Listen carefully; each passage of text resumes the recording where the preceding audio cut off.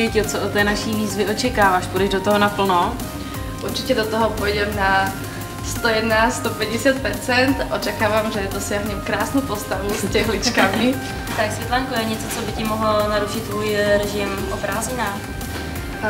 Pravdepodobne nie, nakoľko na leto nemám naplánované nič.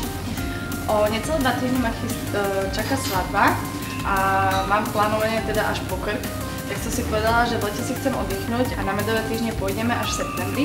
Čiže dovtedy sa budem venovať sebe, spolupracovať s vami a na medové týždne už pôjdem ako úplná kočka.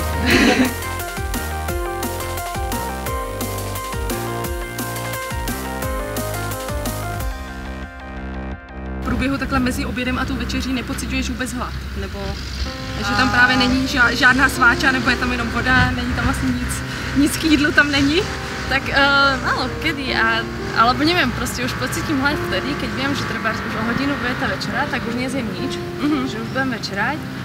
Niekedy áno, keď sa najem. Teraz niektoré dni boli dosť také hektické, že som behala hore-dole, takže preto tam ani nie je nič a žila som len na vode väčšinou do večera. Jasně.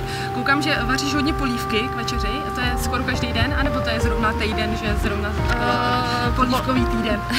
Nie, polívku sa snažíme stále, akože to je také, neviem, máme radi obaja, aj ja, aj priateľ, čiže polívka sa navarí jeden hrniec a to prostě jeme, kým sa to nezná. První, co mě teda praští do očí, je teda, že tam je hrozně málo jídla. Za prvé malá snídaně, jo, pak teda aspoň je tam nějaký vyvážený oběd a pak ta večeře. Jo, na co je se potřeba zaměřit? Určitě to budou bílkoviny. Jídelníček jsme si probrali, tak teď bych tě ráda představila tvůj trenérku na následující 3 měsíce. Ahoj! To je Katie, to je tvoje nová osobní trenérka. Ahoj, ťa teším a tak dúfam, že prihlála si túto Kotex výzvu s veľkým úsmevom a nadšením, pretože následujúce 3 mesiace budeme spolu makať a budeme makať aj tuto vonku. Tak dúfam, že si to poriadne užiješ a že po 3 mesiacoch bude na tebe vidno krásny rozdiel. Tešíš sa? Teším se. Ideme do toho? Ideme. Tak poďme. Ahojte.